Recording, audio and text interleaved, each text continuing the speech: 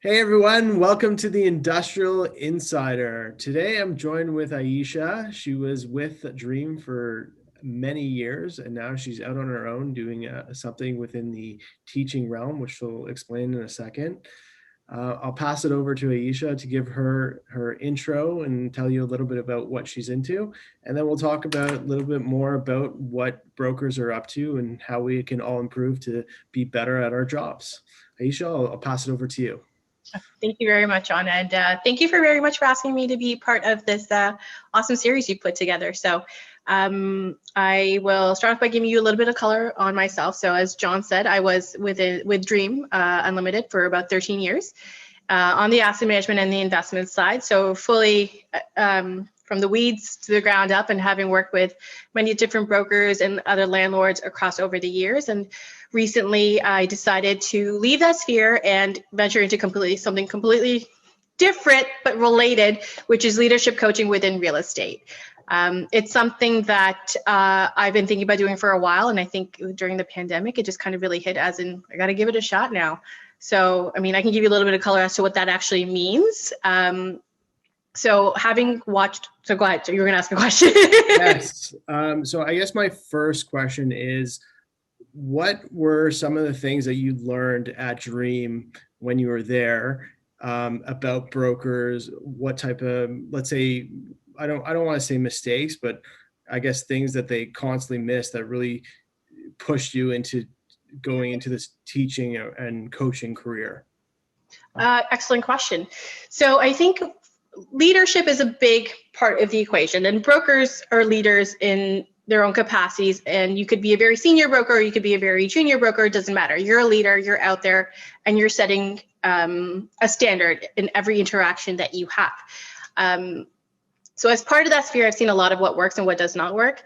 The one thing is preparedness, which I find to be almost more valuable than almost in a track record, because not everyone's going to have the track record behind them.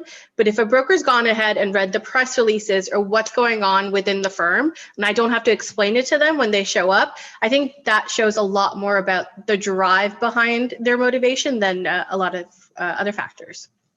And then given that you constantly saw deals and brokers present, is there any, I guess, blanket advice that you can give people for investing in real estate or making decisions around real estate? I know that is a really broad question, but any insight or tips that you can give us that when we're looking at a deal, we should look out for that type of thing, or anything that can just, you know what, that's it. That's what Aisha said. I'm going to do it.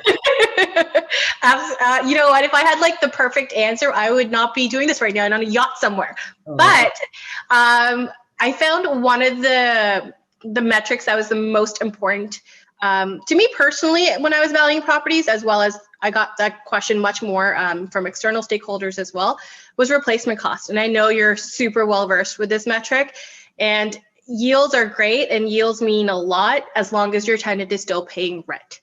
So replacement cost, if I've got something at $200 a foot and that's the replacement cost for it, and I'm buying it at $175 a foot, that's a great deal. If I'm buying something at $200 a foot, but replacement cost is $150 a foot, then we really need to start digging into, is it actually replaceable? Like, can I still find that land, or is this number just a moot point? And the conversation starts getting a little bit more granular. But I find that's probably the metric that's going to be more and more used across the board and across asset classes. Okay.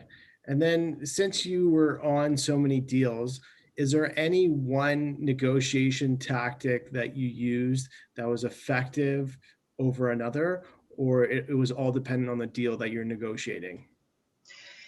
It is dependent on the deal, and it's dependent on the party that you're dealing with. But I think the one thing that transcends all of those transactions would be approaching it from a space of actually having a mutual problem that you need to get solved and how you're going to get to a solution, versus an adversary at the other side of the table.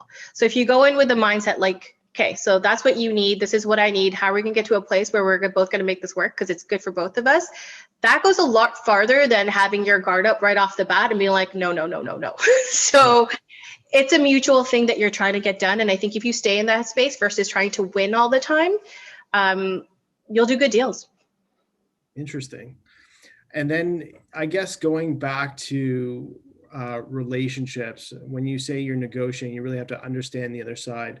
Can you talk about how important relationships were or are in this business, and what you or how you really focus on your relationships to really move deals forward in the future? Absolutely.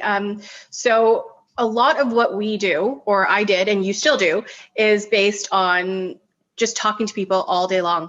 And what you're trying to do is make sure not only are you in tune with what's going on in the environment and the market, is also making sure you're in tune with what's going on in their own worlds.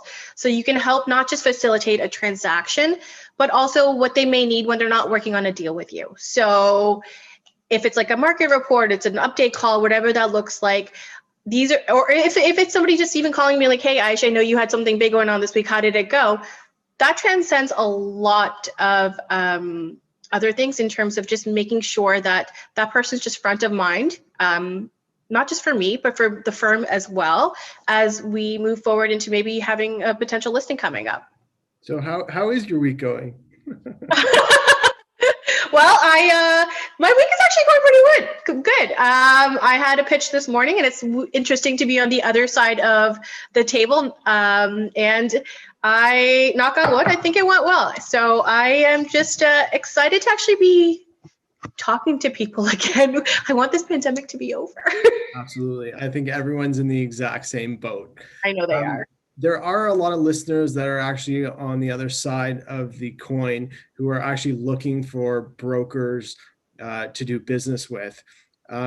Is there any advice that you can give those people when looking for a broker or interviewing brokers to work with on a renewal, finding an asset, selling an asset, whatever the case may be? Is there any advice that you can pass on to our listeners? I would say, and we're going to leave the fee discussion to the side, as you and I have discussed before, It would be, track record is huge, as I said before. And if there's no track record there, it's the drive and the motivation to make you their top priority.